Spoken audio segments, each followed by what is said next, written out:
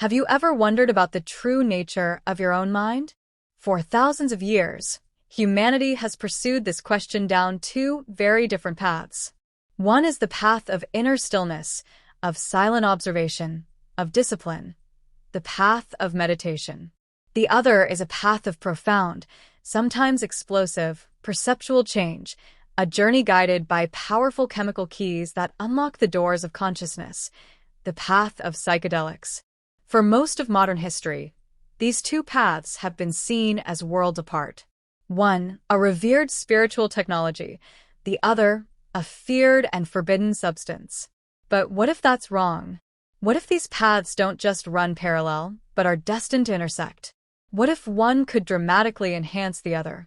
This is the monumental question at the heart of a landmark 2025 research paper, authored by Zishan Jawani. The paper is titled, "Can Psychedelic Use Benefit Meditation Practice?" Examining individual, psychedelic, and meditation-related factors. They didn't just ask the question. They used advanced computational methods to search for a definitive answer in the experiences of hundreds of people who walk both paths. In today's deep dive on Summary Thought, we're going to unpack every layer of this fascinating study. First, we'll explore the fertile ground where these two powerful tools for self-exploration meet, understanding why scientists are suddenly so interested in their synergy. Then, we'll become citizen scientists ourselves, examining precisely how the researchers designed their study to tackle such a complex question, looking at their unique participants and the powerful tools they used. Next, and this is the core of our journey, we'll get to the heart of it, the results. We will reveal the 4 key factors that the data screamed were most important in predicting a positive synergy between psychedelics and meditation. And finally, we'll step back and discuss what this all means for science, for therapy, and for any individual on a path of self-discovery, while also looking honestly at the study's limitations and the road ahead. This is a story about data, but it's also a story about the future of human consciousness. So, get comfortable, and let's begin. Part 1. The confluence of two worlds. To truly appreciate the importance of this paper, we have to understand the context in which it was born. We are living in the middle of what many are calling a psychedelic renaissance. After decades of being relegated to the fringes of society and science, substances like psilocybin, the active compound in magic mushrooms, LSD, and DMT are being studied with renewed and rigorous interest at the world's top universities. The reason? They are showing incredible promise as powerful therapeutic tools for treating some of our most stubborn mental health crises, including depression, PTSD, and addiction. At the same time, the practice of meditation, particularly mindfulness, has moved from the monastery to the mainstream. It's no longer an esoteric practice, but a scientifically validated tool for reducing stress, improving focus, and promoting psychological well-being. So, we have two powerful modalities for altering consciousness and improving mental health, both exploding in popularity. It was only a matter of time before scientists began to seriously ask, what happens when you combine them? The theoretical link is compelling. Both psychedelics and certain forms of meditation appear to target similar systems in the brain. For instance, both have been shown to quiet down a brain network called the default mode network, or DIN. You can think of the DMN as the brain's me network. It's active when we're daydreaming, ruminating about the past, worrying about the future, and thinking about ourselves. An overactive DMN is linked to conditions like depression and anxiety. By quieting this network, both psychedelics and meditation can lead to what is known as ego dissolution, or a loss of subjective identity. This is the profound experience of the sense of self dissolving, of the boundaries between me and the rest of the world blurring. For many, this is a deeply transformative and mystical experience that is associated with long-term increases in well-being. Furthermore, both practices seem to share psychological mechanisms of change. They can increase mental flexibility, promote a sense of acceptance, and foster decentrament, the ability to observe your thoughts and feelings from a distance without getting caught up in them. Given these overlaps, the researchers posed a logical question. Could a psychedelic experience, by offering a powerful, condensed glimpse into states of reduced ego and heightened awareness, act as a catalyst for a meditator's practice? Could it reveal a destination that might otherwise take years of silent practice to reach, thereby motivating and deepening their ongoing meditative journey? It's a tantalizing possibility, but until now, the evidence has been largely anecdotal. This study set out to change that by replacing stories with data. Part 2. The Blueprint of Discovery. So, how do you even begin to scientifically study such a subjective and nuanced relationship? Jawani and his team knew they needed a comprehensive approach. This wasn't a question you could answer with a simple yes or no survey. The magic was in the details, the who, the what, and the how of the experience. First, they needed the right participants. They recruited a large group online through social media and mindfulness communities. But they weren't looking for just anyone. They needed people with a foot firmly planted in both worlds. Their final sample consisted of 863 individuals who reported having a regular meditation practice, defined as meditating at least 3 times a week for the last year, and who also had a history of psychedelic use. This is a crucial detail. These are people who tried meditation once and had a single wild trip. These are, for the most part, dedicated practitioners. The average participant was about 38 years old and had been meditating for over 6 years. They were, in essence, experts in their own experience, making their insights incredibly valuable. Next, the researchers gathered a vast treasure trove of data. The central question they wanted to answer, the outcome variable, was based on a single, elegant question. Overall, do you believe that your psychedelic experiences have influenced the quality of your regular meditation practice? Participants answered on a 7-point scale, from strong negative influence to strong positive influence. But to find out what conditions predicted that answer, they collected data on over 50 other variables. They divided these into 3 broad categories. First, individual factors. This was the personal profile of each participant. It included standard demographics like age, gender, and education.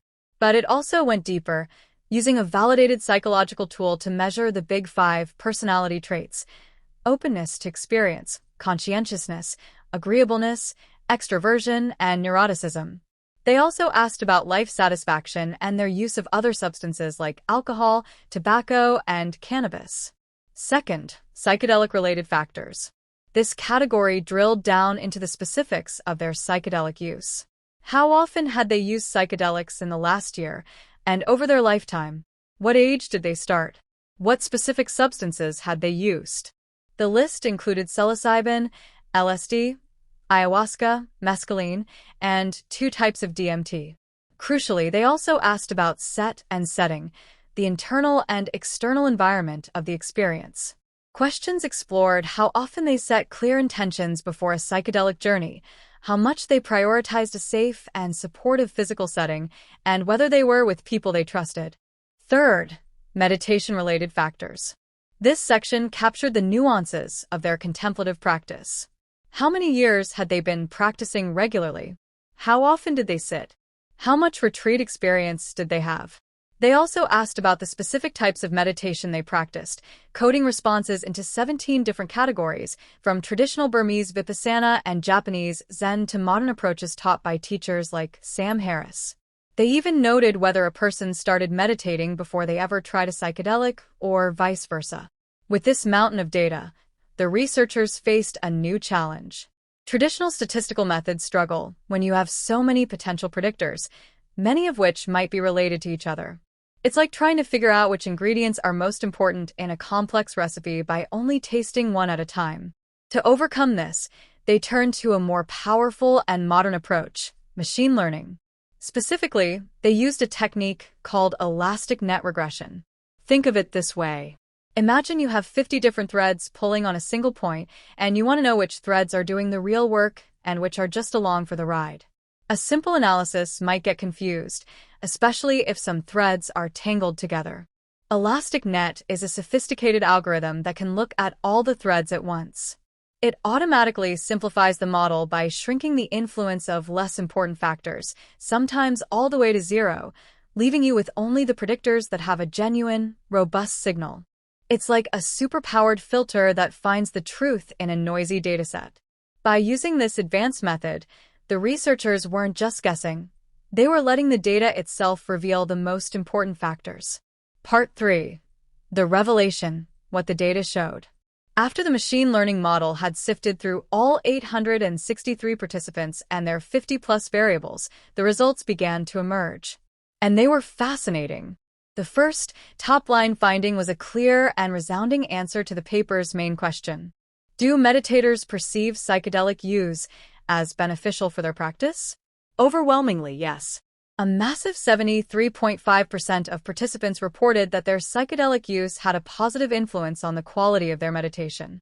The average score was 5.49 on the 7-point scale, falling between slight positive influence and moderate positive influence. So, the synergy isn't just a theory, it's a lived reality for the majority of people in this community. But the real magic was in the why. What separated those who experienced a profound benefit from those who didn't? The elastic net model performed its analysis and identified the handful of variables that held the most predictive power. Out of more than 50 possibilities, 4 factors rose to the very top, accounting for the lion's share of the predictive power. The single most important predictor was the frequency of psychedelic use. This is a profound finding. The greatest perceived benefit wasn't associated with having one single, life-altering trip years ago. It was associated with regularity. Those who use psychedelics more frequently, both within the last 12 months and over their lifetime, were the most likely to report a positive impact on their meditation. This suggests that the individuals deriving the most benefit may be those who approach psychedelic use not as a one-off recreational event, but as a consistent, ongoing practice, much like meditation itself. It's a practice that is integrated into their lives. The second most important factor was setting intentions during psychedelic use. This directly reinforces the critical importance of set in the classic set and setting hypothesis. The mindset you bring to the experience matters enormously. Those who regularly took the time to set clear intentions before a psychedelic experience, perhaps to explore a specific personal issue, to deepen their spiritual understanding, or to work with a difficult emotion, were significantly more likely to see that experience translate into benefits on the meditation cushion.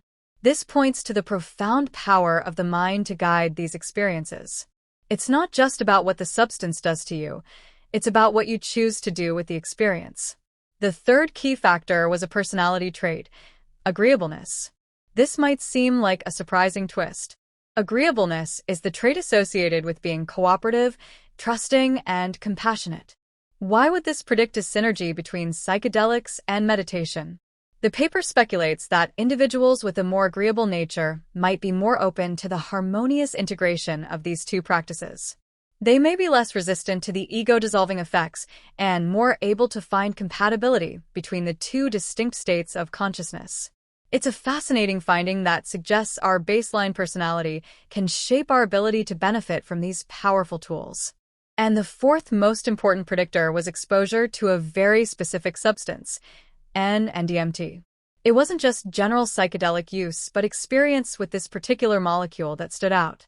N-DMT is known for producing incredibly intense, rapid, and profound non-ordinary states of consciousness. Users often report experiences of transcendence, unity with the universe, and complete ego dissolution, experiences that, in many ways, mirror the descriptions of the most advanced and sought-after states in contemplative traditions.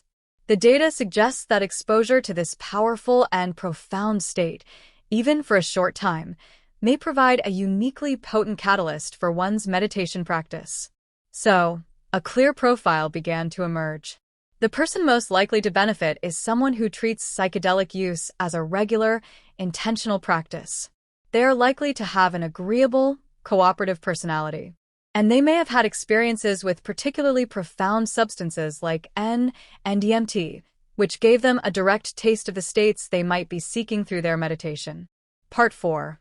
Weaving the threads, meaning and caveats. What does all of this mean? The study paints a cohesive and compelling picture. The synergy between psychedelics and meditation is most potent when psychedelics are approached with the same intentionality and discipline as meditation itself. It's not about impulsively chasing a high. It's about creating a structured practice of exploration.